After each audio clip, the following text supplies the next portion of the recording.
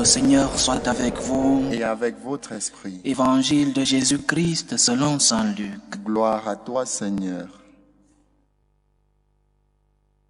En ce temps-là, Jésus disait à ses disciples, « Imaginez que l'un de vous est un ami et aille le trouver au milieu de la nuit pour lui demander, « Mon ami, prête-moi 3 pains, car un de mes amis est arrivé de voyage chez moi et je n'ai rien à lui offrir. » Et si de l'intérieur l'autre lui répond, « Ne viens pas m'importuner, la porte est déjà fermée, mes enfants et moi nous sommes couchés, je ne peux pas me lever pour te donner quelque chose. » Eh bien, je vous le dis, même s'il ne se lève pas pour donner par amitié, il se lèvera à cause du sans-gêne de cet ami et il lui donnera tout ce qu'il lui faut.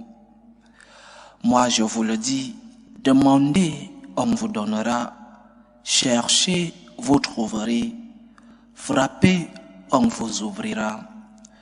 En effet, quiconque demande reçoit, qui cherche trouve, à qui frappe on ouvrira.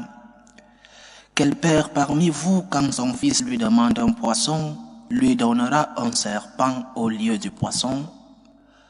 Ou lui donnera un scorpion quand il demande un œuf? Si donc vous, qui êtes mauvais, vous savez donner de bonnes choses à vos enfants, combien plus le Père du ciel donnera-t-il l'Esprit Saint à ceux qui le lui demandent? Acclamons la parole de Dieu. Louange à toi, Seigneur Jésus. Une première lecture de cet évangile nous dit que le Seigneur nous exhorte à l'insistance, à la persévérance dans nos prières. Priez sans cesse, priez avec insistance, priez avec persévérance, priez jusqu'à causer du sans-gêne de l'évangile. Cela est vrai. C'est une première lecture. Et c'est aussi une caractéristique de la prière.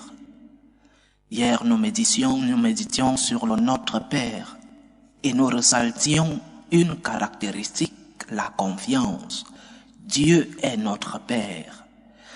La relation entre un père et un fils est de confiance. Elle n'est pas de terreur, elle n'est pas de peur. Elle est une relation basée sur la confiance. Alors, nos prières vers le Père doivent être basées sur cette caractéristique-là, la confiance. Seigneur, j'ai confiance en toi. Et aujourd'hui, le Seigneur, dans la première lecture de cet évangile, nous parle de l'insistance, une autre caractéristique de la prière. Insistance, persévérance. Nous avons déjà donc 2 caractéristiques qui doivent meubler nos prières, nos conversations, notre communication avec le Seigneur. Confiance, insistance. Mais il y a d'autres choses, d'autres détails dans cet évangile qui doivent nous amener à bien prier, à bien nous adresser à notre Seigneur. Dans les 2 exemples que le Seigneur prend, l'exemple de l'ami importuné et l'exemple du Père qui ne peut pas donner un serpent à la place du poisson ou un scorpion à la place d'un œuf. Dans ces 2 exemples, le Seigneur parle d'amitié et d'amour. Ce n'est pas la même chose, la relation d'amis, que celle filiale, père et fils. Mais les 2 relations sont d'amour, bien qu'elles soient différentes. Lorsque nous demandons à Dieu, avons-nous avec lui une relation d'amitié, une relation filiale, une relation d'amour? Ou encore, pour le dire d'une manière catholique, sommes-nous en état de grâce? Aimons-nous le Seigneur? Avons-nous une relation d'amour? Ou voulons-nous aimer le Seigneur. Saint Augustin disait, vouloir aimer, désirer aimer, c'est déjà aimer. Alors, si nous n'aimons pas le Seigneur comme ce qu'il mérite de recevoir de nous, avons-nous au moins la volonté de l'aimer? Avons-nous une relation d'amitié, une relation d'amour avec celui-là qui est l'amour? Si tu es en froid avec une personne, tu l'as offensé, tu l'as insulté, tu l'as maltraité, tu as volé, lui ou quelqu'un de son entourage, quelqu'un de sa famille. Si tu es en froid avec quelqu'un, il ne te vient pas dans la tête d'aller lui demander une faveur. La première chose que tu ferais, c'est de lui demander pardon, de rechercher la réconciliation et après, aller lui demander cette faveur au cas où la personne ne trouve pas ta demande de réconciliation comme intéressée. Lorsque tu es en froid avec une personne, tu ne vas pas vers cette personne pour lui demander une faveur. Le premier pas que tu fais, c'est de demander la réconciliation. C'est d'essayer d'apaiser le cœur de cette personne. Et si c'est ainsi entre nous les hommes, comment pouvons-nous, avec Dieu, avoir une relation différente? Comment pouvons-nous nous approcher de Dieu lorsque nous sommes en inimitié avec lui? Comment vais-je demander une faveur si je ne suis pas en amitié avec Dieu? Comment vais-je demander l'intercession de la Vierge Marie si je suis en train d'offenser son Fils? Ce que nous devons d'abord faire, c'est de chercher l'état de grâce, c'est de chercher la communion, c'est de chercher l'amitié avec Dieu. Avant l'insistance dans la prière comme caractéristique, nous devons être en bonne relation avec Dieu. Pourquoi le Seigneur écoute-t-il la Sainte Vierge Marie, notre Mère?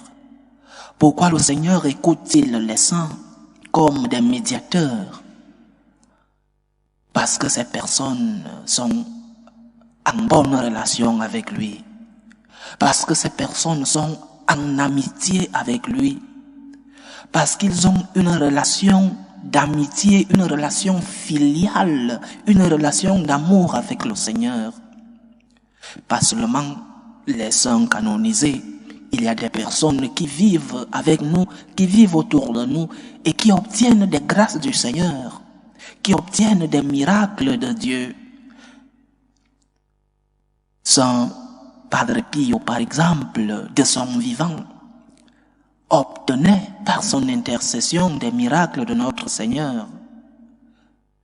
Le saint, c'est lui qui est en état de grâce avec Dieu, c'est lui qui est en relation d'amitié avec Dieu, est écouté par Dieu.